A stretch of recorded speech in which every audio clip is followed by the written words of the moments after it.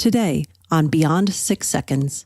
I think entrepreneurs should be celebrated. They shouldn't be shamed when they go through a failure. In fact, they should be celebrated for even going through that, for trying. I would give kudos to the entrepreneur who tried and failed, as opposed to a person that's sitting in their cubicle judging that entrepreneur and who has never tried to do anything. Welcome to Beyond 6 Seconds, the podcast that goes beyond the 6-second first impression to share the extraordinary stories and achievements of everyday people. I'm your host, Carolyn Keel. On today's show, I'm speaking with Marc Mawhinney. Marc is a lifelong entrepreneur who helps coaches get more clients without paid advertising. He achieves this with his coaching programs, his 2 podcasts, Natural Born Coaches and the Marc Mawhinney Minute, his Facebook group, The Coaching Jungle, and his exclusive print newsletter, Secret Coach Club. He's been a speaker at events like Social Media Marketing World, frequently makes media appearances, and contributes for Entrepreneur.com. And you can learn more about Marc at naturalborncoaches.com and on this podcast today. So, Marc, welcome to the podcast. Thank you, Carolyn. I'm glad to be here. So happy to have you here today. So tell us a little bit more about the type of work that you do now. You're kind of a coach for other coaches. It's really interesting. A coach who coaches coaches. I get weird looks when I tell people that, especially locally where I'm on the East Coast of Canada, where when I say coaching, people think of athletics. But of course, my business is virtual, so I'm not dealing so much local. But yeah, in a nutshell, I'm helping other coaches get more clients. And my big thing is without paid ads. So they don't have to spend thousands of dollars on Facebook ads or fancy funnels or anything like that. It's all organic. Really interesting. Wow. And how did you get the inspiration to move into the field of coaching? Well, I'd like to say that I planned to do it since I was 3 or 4 years old, but like a Tiger Woods type thing, you know. Right? You've been planning for it all your life. Yeah. My father dreamed of getting into coaching. So he started, no, I'm kidding. It's funny because I think it was Steve Jobs in one of his commencement speech or something. He talked about join up dots and things like that, how your life experiences lead to what you're doing now, but you don't always know it. You can join up the dots. And that's what my life was like. So throughout my 20s, I spent 10 years building up a real estate business right out of university and build up a really successful business. And then that collapsed. And coaching wasn't in my life plan. I didn't even really know what coaching was back in the day. But in a nutshell, I was helped back to my feet by several coaches and mentors. And that's what got me started in coaching in 2014. And here we are today. So trust me, it was not in the plan, but everything worked. It's funny how things work out. I couldn't have planned it better, but at the time I didn't know what the heck I was doing. Yeah. I feel like a lot of entrepreneurs find their way in that way. And then, in allusion to that Steve Jobs quote, you kind of look back and connect all the dots in retrospect. It all makes sense. Well, what do they say about entrepreneurs? They're the type of people that jump off a cliff and hope they can build a plane before they hit the ground. That's me. Yeah, right there. I heard that too. Yeah. So as a coach, you obviously help people work through all kinds of issues and challenges. And you've been an entrepreneur with your experience in real estate for many, many years, as well as in coaching. So I'm sure, you've worked through a lot of huge challenges yourself. And today I would love to learn about some of those challenges from your own experience. I know a lot of times when entrepreneurs, when we hear stories about them, sometimes they're, sometimes they're written in retrospect. So they seem very optimistic or very super pessimistic or very one-sided. So I'm really excited to learn about how you overcame and got through some of the big challenges that you've experienced. And there's 2 particular issues I'm really interested in. And the first one I'd love to talk about is bouncing back from adversity. So if you could tell me a little bit about, sometimes that you faced adversity and just say like what happened, what was it like, and how did you manage through that? Well, and you're right how people romanticize entrepreneurship. And when I go out speaking at events, I get introduced very nice, and it sounds like I have my shit together and I have for many years, which is nice in a way. It feeds my ego. But I always tell people that, hey, look, that sounded great. That sounds great for a speaking gig or on a blurb for a book or on a podcast like this. But hey, you know what? I've been through a lot of stumbles and stuff. So my worst day, I'll tell you, was, and this is just ingrained in my mind. I will never forget this day. It's Tuesday, August the 11th, 2009. And that day, after almost a decade of building up a real estate business, I built it to 100 agents and employees. I could do no wrong throughout my 20s. And that Tuesday, August 11th, 2009, I found myself on my hands and knees, dry heaving in a toilet. Wow. So that's a glamorous, maybe too much information for a podcast, but I think it's important to mention that entrepreneurs don't always have it all figured out. And after almost a decade of nonstop success and where I thought I could do no wrong, I was the golden boy and this whole success thing's easy. Yeah, it was a lot of work, a lot of hours and stuff like that, but no stumbles. My business collapsed in 2009. And that's where I found myself. And the 7 months after that day in August, my life was on hold. I was getting attacked by the local media, running constant front page stories. I was public enemy number one. And it's never a good feeling to have to call your mother and say, hey, Mom, don't pick up the paper today. You know, you might want to skip today's issue. I was getting attacked by some former employees. I lost some friends. I was being attacked by strangers and everything else. And it was a very strange experience where I'd never encountered anything like that before. Now, looking back, of course, hindsight's 2020. Here we are in 2019. I could say, thank God that happened because I'm much happier now with the business I have and with everything else. But at the time, I felt like, oh my God, my life's over, right? Yeah. This is horrible. And I mention those things because people that look and think, well, gee, Marc, you know, never had any stumbles or anything like that. Yeah, I've gone through business closure, bankruptcy, divorce, pretty much. You know, I always said if I had a dog at the time, it probably would have been run over and it would have been a country song, right? And I hate country music, full disclosure. But anyway, but I'm very grateful for those times because it really makes me appreciate it now, a decade later, and quote, successful again and having money again and all this other stuff, that it makes me appreciate it a lot more than I appreciated it back in my 20s. So everything worked out, but it's never a straight line. It's always, you ever see that meme or that image that goes around on social media where they say what you think success looks like, where it's a straight line, and then what it really looks like, and it's got squiggly lines going every which direction. It's a mess. That's exactly. And I think that's the life of a lot of successful entrepreneurs in a nutshell as well. Wow. I can only imagine having, you know, so much success and then things change so quickly, especially now, you know, the rate of change is accelerating. So it is a really scary thought to think that one day you wake up and you lose everything. Well, at the time, I thought I was the only person that ever went through that, right? Now, since I got into coaching, I've had the opportunity to host a podcast with roughly 600 episodes released now, and I've talked with a lot of people. There are a lot of people who've been through that, especially in the real estate world, of course, with what happened in 2008 down in your neck of the woods. I'm in Canada, and there's a saying that when the United States sneezes, Canada catches a cold. It took a little while to come up to us. Unfortunately, it reached us by 2009.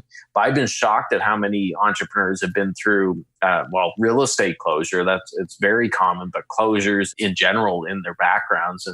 And I've actually heard from one entrepreneur who's in California that said if people are looking to invest in businesses, if the person hasn't had a big closure, massive failure, they won't invest in them because it means that they haven't taken any chances and they don't have that experience.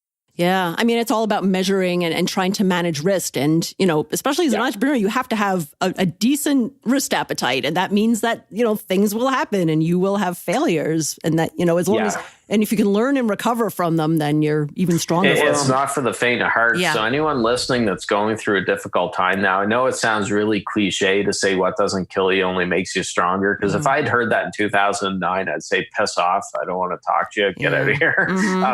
But a book that I wish I'd known about in 2009, I didn't find out about it for a few years later, but Thick Face, Black Heart is the name of the book. And it's by Chin-Ning Chu. It's my favorite book now. And I think it should be required reading for any entrepreneurs. It paints a very realistic portrait of life and business. It's not woo-woo, airy-fairy, everyone dancing around singing Kumbaya, sunshine, lollipops, and rainbows. It's a very hard-edged, realistic type thing. But I recommend anyone who's an entrepreneur, but especially if you're going through a difficult time, read that book, Thick Face, Black Heart by Chin-Ning Chu. Great. Thank you. Yeah, I'll put that in the show notes so that people can refer to that and look that up afterwards. You said you were at that point, that day that you remember so clearly, that was the turning point where you lost your business. How did you get through that? What did you do? What happened? Oh, God. It's a blur. Yeah. So I should mention at the time that my son was roughly a little over a year old. Oh. So just to further complicate things, any new parents know how difficult it is having a new child. Mm-hmm. And he's 10 years old now. And I know every parent says this, but he's the best son in the world. Mm-hmm. But he actually, I credit him with getting me through that because he gave me that motivation. I didn't have the luxury of hiding underneath my bed covers and staying in bed all day and woe is me, things are horrible, because I had to put food on his plate. But that being said, things were really difficult. There's a 7-month period after that closure where the commissions for my real estate team were locked in limbo, essentially, because I was out of business. We couldn't collect them. And it took about 7 months for those commissions to be paid out to agents because our local real estate association did nothing. They basically said they don't want to touch it. And it was a big mess. And in those 7 months, in the period of the few weeks right after the closure, I lost 30 pounds. Now, I should mention that I'm not a big guy. I shouldn't be losing 30 pounds. I could literally pull the pants down to the floor, even if the belt was on the tightest rung, which says something right there. And I was getting an hour's sleep a night if I was lucky. And it was like The Walking Dead. I was just in a daze, and not a good time with it. So that was how the period of time was afterwards. And one thing that saved me, which I'm very grateful for, was I've always been really into books, and especially personal development books. And I kept my mind occupied by reading as many of those as possible and diving back into, especially a lot of the old classics, like books like Claude Bristol's Magic of Believing and Napoleon Hill, Dale Carnegie, all these great classic books I dove back into. And that's what really got me through that rough time. Oh, I see. So, finding inspiration in some of the old classics and the tried and true advice that people still follow even decades later. Well, it was keeping my mind busy, because if I didn't keep my mind busy, it would have went into a really, really dark place. And I knew that. So I said, I'm going to keep as busy as possible. But it was difficult because I spent a decade going 120 miles an hour, right? It was go, go, go, working almost, it felt like 24/7. I constantly had a phone to my ear and I was just work, work, work. Being in real estate, all of a sudden, bang, it just stops. And that's a tough adjustment, because it's all of a sudden you're like, holy geez, what do I do all day? You would think you'd have more energy if you were working less, but you actually have less energy because you don't have a mission, you don't have a goal. Yep. And I find for me, when I have a mission, a goal, like since 2014 with my coaching business, I'm very clear on what my mission is. That actually gives me more energy. If I didn't have a business and I didn't have something to do every day, I would have less energy. Yeah. Yeah, it makes sense. And I know sometimes people, and I don't know if this was your experience or not, but sometimes people who are just very into keeping themselves busy and always needing that activity. And when you suddenly don't have it and you're alone with your thoughts, that's not always a good thing if you're not used to that. Well, no, it's not. And the human mind in general, even if you're not an entrepreneur, tends to lean towards the negative, right? It's like a garden that's growing weeds if you're not careful. When it's an entrepreneur, it's kind of that, but times 10, because entrepreneurs are usually go, go, go, and just kind of crazy. They're always thinking and everything else. So the problem for me is I was always used to driving towards that goal. So when I didn't have a business goal to go towards, I felt like a vehicle that was up on blocks in a garage and the tires couldn't touch the ground. So they're going go, go, go. They're spinning around really quickly, but they didn't have any traction because they're up on blocks, right? And that's the best way I could put it. So coaching saved my life in a couple ways. And I know it sounds like it's hyperbole, but it's true. Saved my life because several coaches and mentors entered my life in the right time and they got me on track. They helped me back to my feet. But it also saved my life because it gave me something to aim for and to build a business again. and to pour all that energy into. So that's why I'm so passionate about coaching, is I've actually seen the benefits of coaching. And I was approached by a coach back, I think it was 2005, when I was rolling in real estate. A coach approached me and he wanted us to work together. And me being 20 something years old, never having any failure, life was going great and successful in business, everything else. In my mind, I thought, why the heck would I need a coach? Look at how well I'm doing. And I shooed him away. Well, now looking back, it probably would have been different if I'd hired that coach at that time. But at the time, I didn't really even understand coaching. I didn't see the value of it. Yeah. Now I do. Yeah. So was it out of that experience, because that low happened in 2009, and then I think you officially started your coaching business in 2014. So was there something in between, or did this sort of move you into the direction of coaching? Well, that's a whole other podcast. 2009 to 2014. How much time do we have?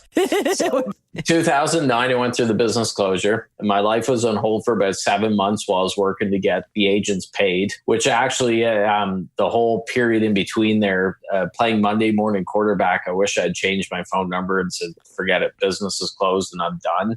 I got too involved and stuff. But anyways, that's a whole other podcast too. But I started another business in real estate, more on the flipping side of it. That didn't work out. I had to close that down. I said, I'm done. So I went through not one, but two business closures in the span of 3-4 years. And I had a period of time between late 2012 and early 2014 that I say is in the wilderness. Now, I don't mean I was actually in the real wilderness, walking around with no shoes and with wolves and stuff like that. But I was in the figurative wilderness, not sure what I was going to do.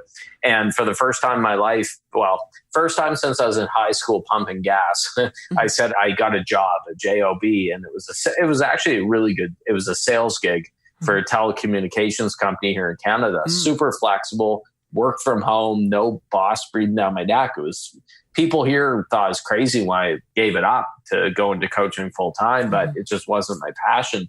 But that was my wilderness time in between, where I worked for the telecommunications company. And I could tell you I'm unemployable. I'd rather jump off a building than work at a job.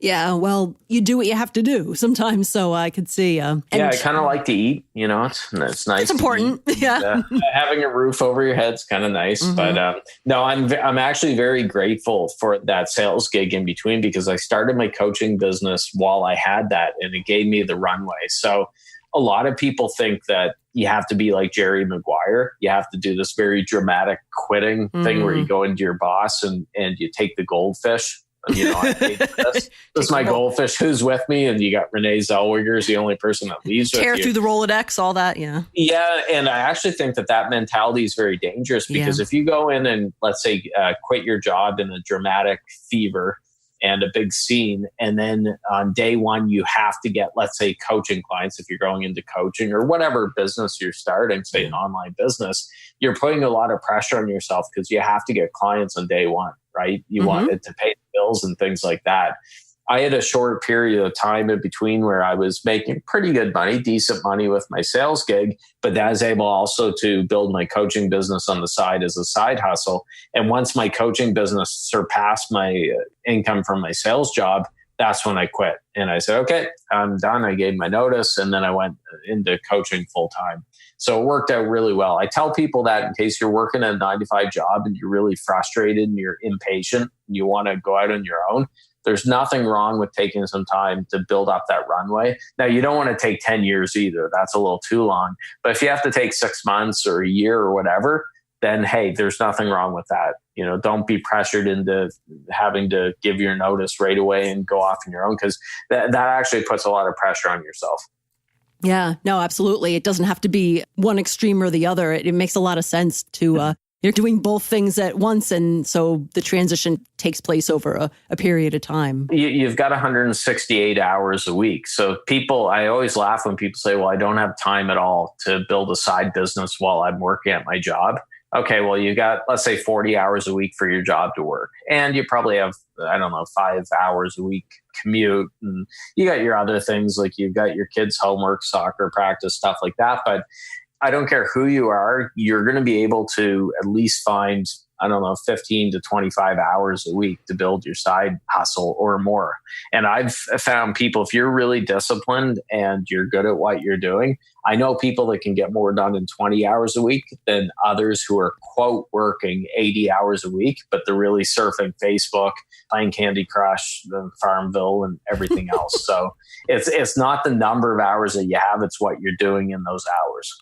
Yeah. And, to your point, and I think you recently wrote an article about this on LinkedIn that I read, is that, sometimes there's a lot of things to do and you have to be smart about delegating them out. And it's hard to delegate when you're not making any money, but then it's hard to make money when you can't delegate because you're focused on the wrong thing. So that's another way to get time back too.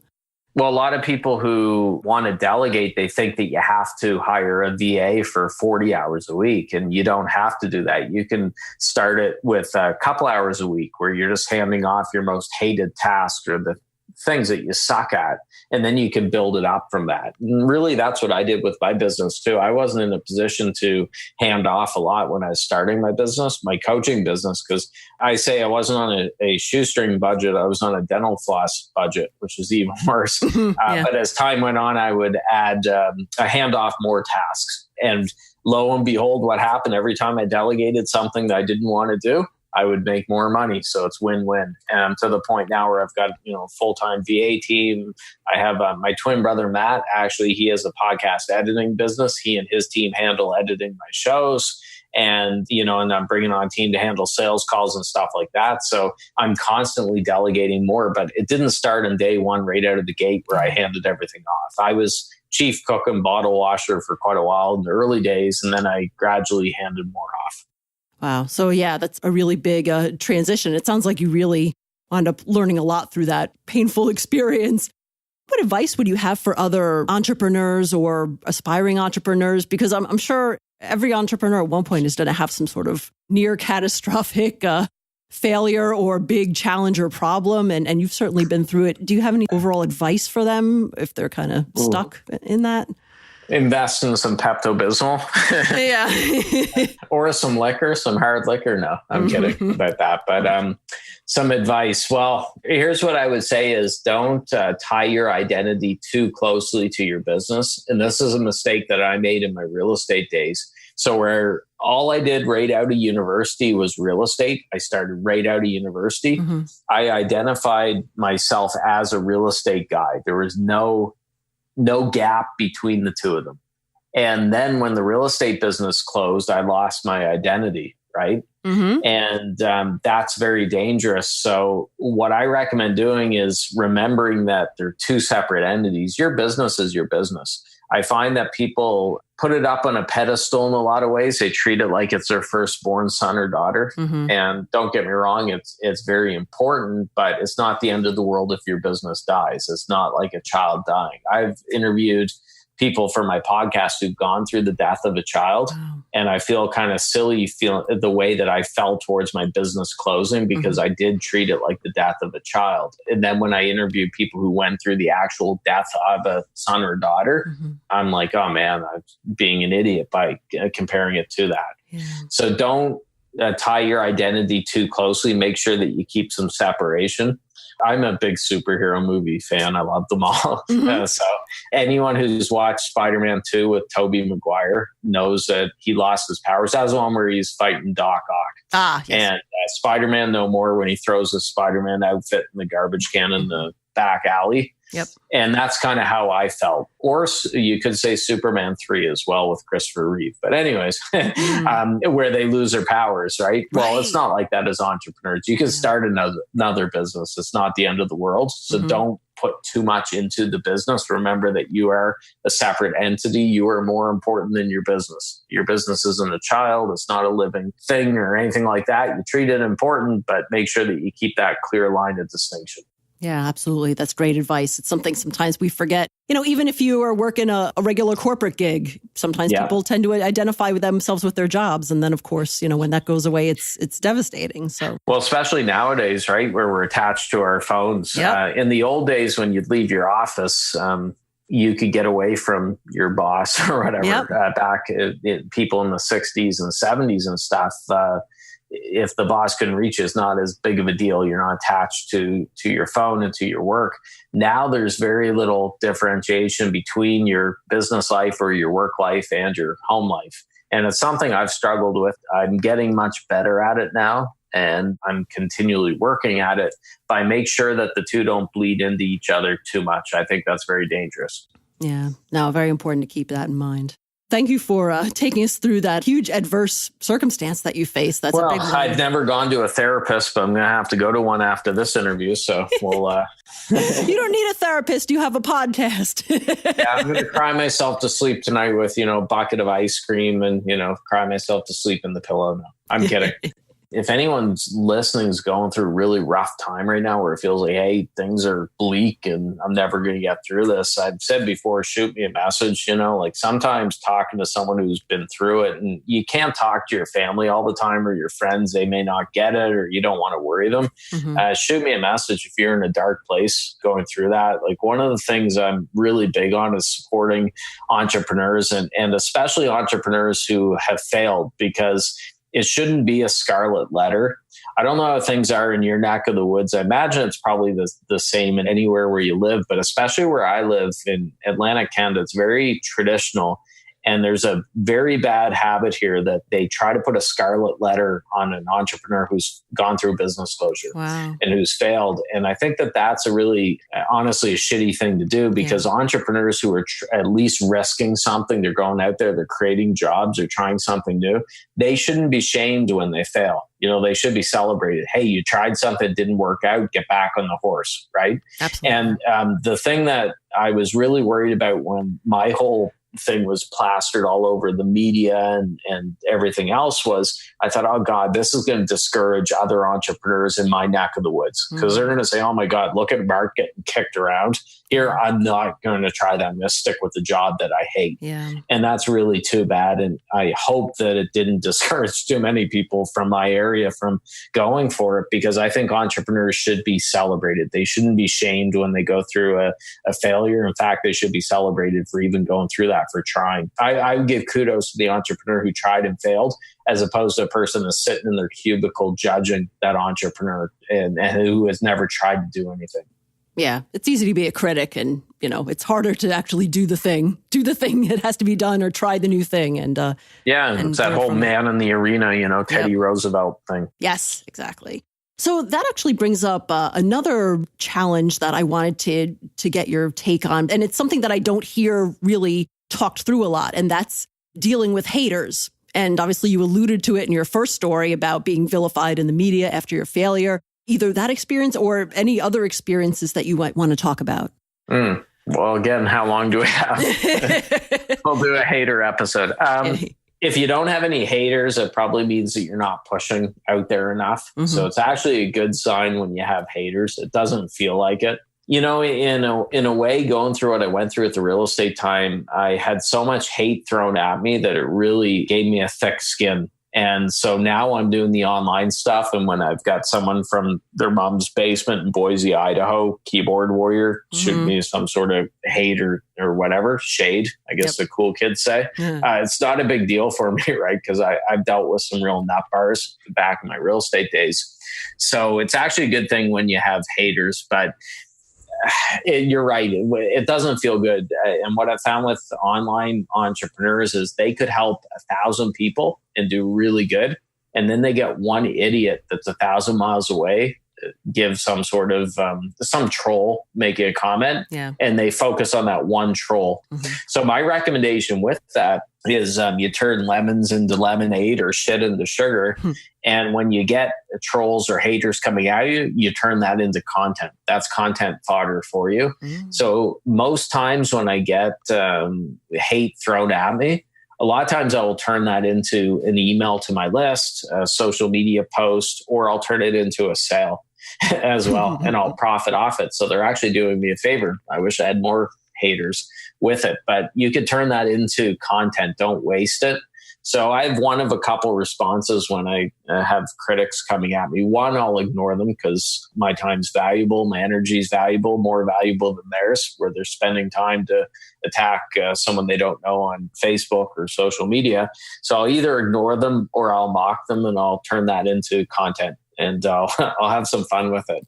So, and what I've found when I do that is I get coaches reaching out to me, thanking me for it. I'll say, Marc, thanks for sharing what you shared, because it shows us not the end of the world if someone attacks you. And it's made me feel much better about getting out there, where I've had fun with it, kind of laughed about it. I have a weird sense of humor, a dry Canadian sense of humor. I don't know, but I don't get too worked up when I have haters coming at me. Like I said, I turn it into a positive for my business. Right. Yeah, that makes a lot of sense to take that reaction, that trolling, and turning it into content, because if it's something that's happening like on a social media thread or on a post, then you've got other people who are kind of watching what the interaction is. So I think, to your point, those other coaches reaching out and saying that they appreciated how you reacted to the troll is interesting. And I could totally see how you would get more business from something like that. Well, the problem with social media is there's this pylon culture. Yeah. And not pylons like the cylinders that go on roads. I mean, piling on. And especially, sorry if any people are listening to this, but social justice warriors, they don't like me and I don't like them. So I've had my run-ins with social justice warriors, but people are too easily offended online. And I've had some people get worked up about the silliest things online, and I never apologize for it. I mean, I'm the type of person, if I do something wrong, legitimately, I will apologize. I'm not going to apologize because you're too thin-skinned or you get offended over something that you shouldn't. And unfortunately, too many people doing business online, they play in the mushy middle. And the mushy middle is when they're afraid of offending a single soul. Yeah. So they don't put out any sort of content. Here's a perfect example where I have fun with it, and I take the filter off. Last September, during the International Day of Peace, I remember this very clearly. I sent an email out to my list, and it said, "Why the International Day of Peace is a scam." That was the subject line. Mm-hmm. And I had several people not happy with me who emailed me back. And one of them actually worked for a peace organization, and she wasn't terribly peaceful, by the way. But anyways, that email was written tongue in cheek. It wasn't like I was saying, I hope there's World War III or anything like that. Right. I was basically saying in that email that instead of pouring your efforts into world peace, where you're, let's face it, not going to have a ton of influence in there or impact, pour the effort into your business, into your personal life, peace on your family front, get your financial house in order so you're not fighting with your wife or having sleepless nights or whatever. That's a way to have a peaceful life. That was my point in the email. But a lot of people wouldn't use that subject line. They wouldn't say why the International Day of Peace is a scam, because they would be afraid of offending people. I'm not afraid of offending people. I have no filter, and I like to push the limits. I poke the bear sometimes. And to your point, if you're really playing in the mushy middle, you might generate content, but it's probably going to be kind of boring and not engaging and not going to differentiate you from anybody else. So, Well, I see it all the time. I see coaches just regurgitating motivational quotes, for example, and motivational memes and images. And don't get me wrong, I love. They get a lot of likes. But yeah, I like motivational quotes. Don't get me wrong, but they're just posting Tony Robbins quotes or Oprah Winfrey, Zig Ziglar, Les Brown, Maya Angelou, stuff like that. Yeah. If people wanted motivational quotes, they could Google it and they would get, 2 trillion responses in half a second. That's not good enough. That's not going to have people reaching out to hire you. Yeah, sure, they may like it, but you're better off to share your own content on your social media feed. So, for example, let's say if your place is Facebook, if that's where you're looking to get business from, I have something I call the wall test. And this has nothing to do with Donald Trump and walls on the Mexican border, by the way. The wall test I'm referring to is you look at the last 10 posts on your social media platform of choice, we'll say Facebook. And out of those last 10 posts, at least 7 or 8 of those posts should be in your own voice. They should be your own stuff, your own message. And you can have 1 or 2 that are sharing a Gary Vaynerchuk video that resonated with you, or a Tony Robbins quote or whatever.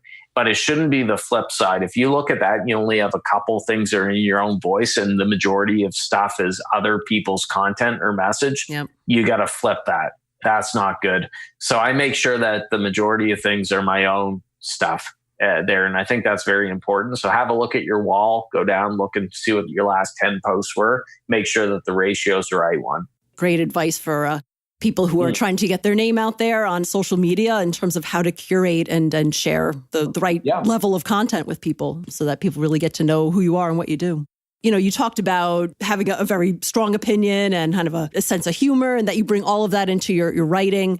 You know, I think a lot of times when we deal with trolls, it's, there's always the saying of like, well, you can't please everyone. But in some ways, I would say you shouldn't try to please everyone. Like, you shouldn't even try. It's impossible. Yeah. Find your tribe or your crowd or your audience, and then that's who you work with, I guess, right? Well, the people who complain are probably never going to buy from you anyways. So perfect example with my email list once. I got an email back from a coach who she was a little bit hippie-ish, woo-woo and kind of love and stuff. And that's fine. It's not exactly like me, but I have a lot of people on my list who are more woo-woo. And she said, Mark, I really enjoy your emails, but she said your language, I forget what she said. It said basically it's not in the same vibrational plane as mine or something like that. I don't drop F-bombs and stuff in my emails, but I might say crap or BS or something like that, right? It's not crazy. Right. And I just said to her, I said, look, if I don't resonate with you, just unsubscribe, no hard feelings, but I write like I talk and I'm not going to change anything. She wasn't my ideal client, because if she came on board with me as a coaching client, she would get offended probably in our first session over something that I said. And it's going to be awkward for both her and for me. It's not going to be fun. So you're going to get people like that. And they're not your people. When you put out a strong message where you're not afraid of offending, you're going to chase away people who aren't your ideal clients, but you're going to build a much stronger bond with those people who are. And that's the most important thing for me. That's what I'm all about. A perfect example to go back to Donald Trump. I don't want to get political here, but I've never met anybody who said, if I said, what do you think of Donald Trump? Or they say, well, I'm still kind of, the jury's out. I'm waiting to see if I like him or not. Have you? I don't know. No, not at this point.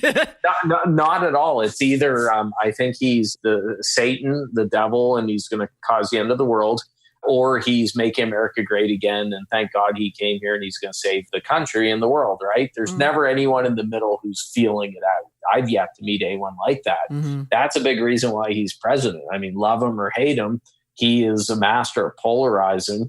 And that's what got him into the White House, and I think there's lessons to be learned from there. And I mean, the same thing goes for if you're not a fan of Obama or Clinton or whatever, you can learn from different politicians, even if you hate their guts or whatever. Trump fans could learn from Obama. Obama was a master at using email, or his team was, and they did a lot of good things with email. So you can learn from different people. Yeah, definitely. Yeah, thank you so much, Mark, for taking me through all this. This has been a really interesting discussion, and it's cool because I feel like it's not something that I hear talked about. I hear people like reacting in terms of like reacting to haters and trying to struggle with it. But I really appreciate your take on like, it's going to happen. So what do I do with it? How do I turn it around and make it work for me? That's great. Yeah.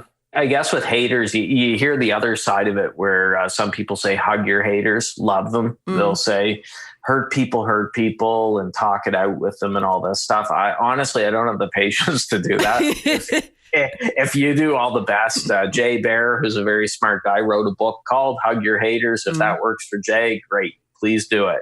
I think you have to find what works for you. For me, the ignoring or mocking works best. I really don't want to, let's face it, a lot of people who are trolls and critics and stuff are nuts. Let's be honest. Yeah. I don't want to dive into their mind and try to decipher what's going on in their brains and with their life and stuff like that. I'm not going to spend the time doing it. Do what works for you. But I don't recommend it's like Neville Chamberlain negotiating with Hitler. I don't recommend negotiating with your trolls and trying to appease them and doing things to get them on the right side, because you aren't going to make them happy. They're going to smell blood and they're going to go for more of it. So I would prefer to be Winston Churchill than Neville Chamberlain when dealing with Hitler, but you got to do what works for you.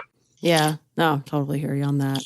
Well, thank you, Marc, so much for this conversation. I'm just really interested in all of the stories that you shared and the really practical advice, because I could see entrepreneurs and many other people are going to at some point face these challenges, dealing with adversity and dealing with haters. And I appreciate you sharing your experiences and really giving people some good advice and guidance and things to think about when they are facing these, how to get through them. Yeah. So. Well, thanks for having me. And how can people get in touch with you to learn more about your work or just connect with you and read and learning about your coaching? Sure. The best spot is naturalborncoaches.com. And I also have a Facebook group. There's over 16,000 coaches in there. It's called the Coaching Jungle.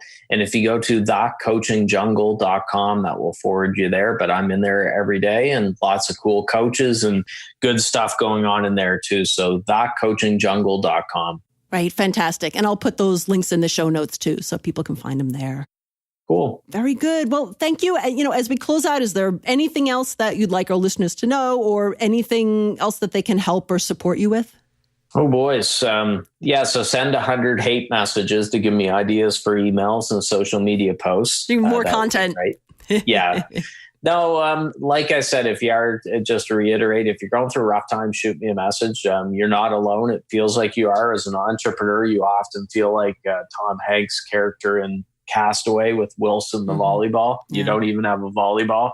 So you feel like you're on an island by yourself, but you're not. There are a lot of people out there that know how you're feeling. You may not see them because they may not be in your local neck of the woods or near you, but they are out there.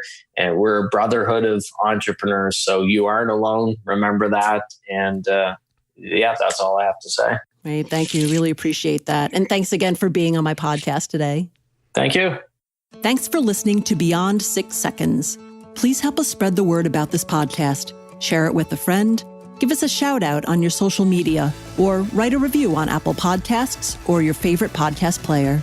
You can find all of our episodes on our website, www.beyond6seconds.com. Until next time.